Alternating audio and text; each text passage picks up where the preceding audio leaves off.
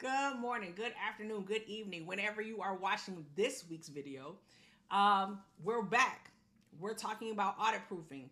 But this week, we're going to do I'm going to use a different analogy, of course, because it's a brand new week.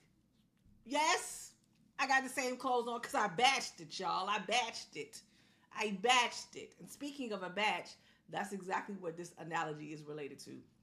All right, so one of my wonderful clients has a company called Begin with Butter. If y'all don't know, check her out. Miss Shani Wissenot. She is the girl.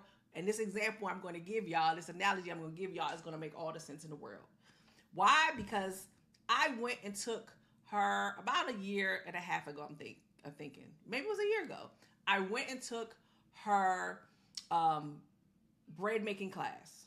Why? Because y'all, stuff expensive, right? And I had a bread maker and I used to use it before, and the ingredients to make bread are pretty basic ingredients if you got them, right? We talking flour, sugar, water, butter, yeast, salt. Okay? And you can add some stuff into it, but pretty much basic, right? Right? Sugar, water, basic ingredients. And all of those you can spell. No gluten made stuff and all the stuff that if you actually read the labels is unbread. And so I decided we were going to be better, right? And plus, bread was getting expensive. But I can go get a bag of flour. I can have a whole jar of yeast, my sugar, my salt. When it adds up, I was getting higher yield, right? With those ingredients. I could get a lot more. And yes, I take it, and I had this bread maker. I have this bread machine that's sitting in the house anyway. Might as well use what I bought, right? So that's when I first do my first knead and everything like that. It happens in the bread maker. And then I take it out, and I shape it, and I do put it in the bread pans because Miss Wissenot, she taught me, honey. So it looked like a loaf of bread, and then we have some. But it's 6 people in my house.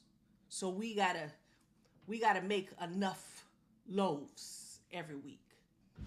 So I explained all that to explain to you this. You got to have a system for when you're doing your getting ready to audit proof your business and or your life. Your system has to exist. It has to be a solid system. So usually on Sundays, what will happen is I at least make that first loaf if I'm not making 2 at one time, right? Then after I make the first loaf and I let it sit, I know from my bread maker for it to do all the kneading and do all the first rise, second rise. It's going to take me on that setting, on my dough setting, an hour and 40 minutes.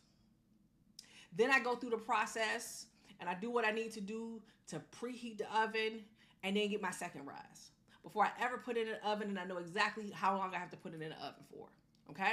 I know my measurements. I have this thing down to a science now because, honey, I got to get it done. Why? Because come Monday morning, they got to have their stuff ready to make their sandwiches. So I'll do either double loaves or I do 1 loaf on Sunday, and then 1 loaf on Tuesday. And y'all probably like, dang, they killing the bread. No, I'm trying to time it. So by the time we get to Friday, they will have gone through the 2 loaves. That is my system. And you like, why did she spend all that time? Because bread is dough, honey, which is Monday, honey, okay? It's a reason why I be talking the way I'm talking, so that y'all can get it. But I have a system of managing the dough so that I can get it taken care of so that by the time I need it, it's already there.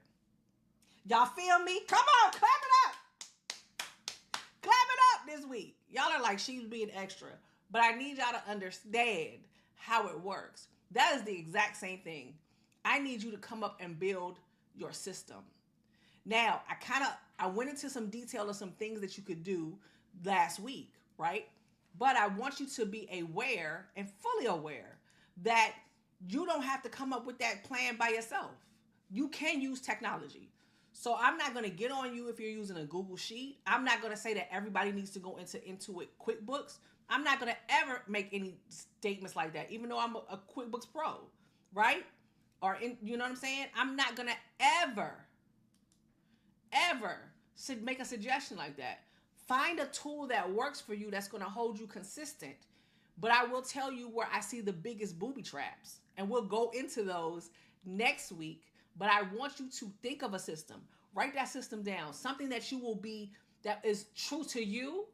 Be it a pen and a paper, notebook. It can be in your notes section of your iPhone. It can be on a Google Sheet. It can be on an Excel.